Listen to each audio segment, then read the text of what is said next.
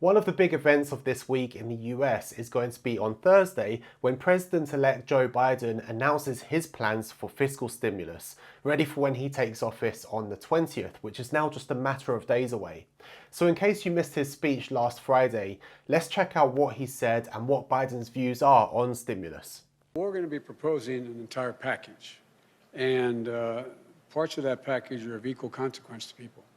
Unemployment insurance, being able to continue with rent forbearance, a whole range of issues. So that's number one. We think that they all have to be dealt with. The price tag will be high. But as I said, made scant reference to in my opening comments, the overwhelming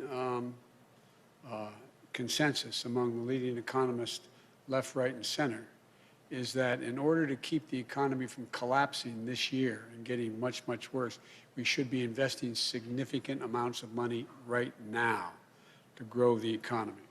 And that's a pretty wide consensus. And as you know, Moody's had done an analysis of what I originally had been talking about and said that it was necessary to keep the economy from going down. It would rise, we'd create 18.6 million jobs, create $2 trillion more in economic growth than the other administration would, this outgoing administration.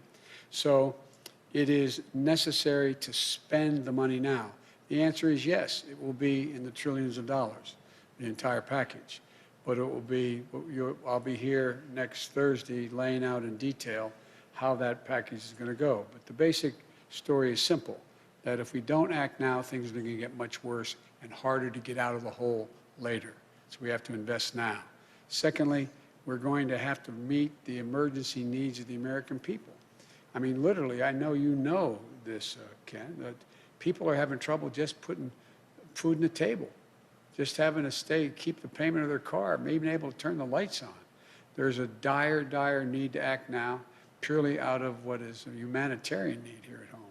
And thirdly, we're going to, in the third stage of this, the whole story is we're going to have to invest, as I suggested throughout the campaign, in infrastructure, in healthcare, and a whole range of things that are going to generate good-paying jobs that will allow us to grow the economy.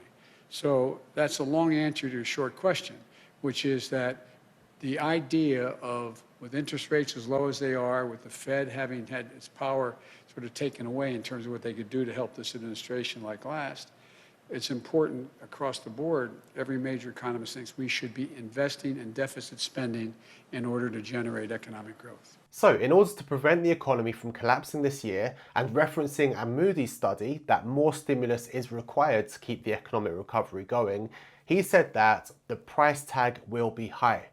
Now, although he hasn't given an exact figure, reports suggest that it's likely to be in the trillions, with most expectations being around the 1 to 2 trillion mark. But given his comments, I wouldn't actually be surprised if this package came in even higher than March's initial package, which was worth $2 trillion.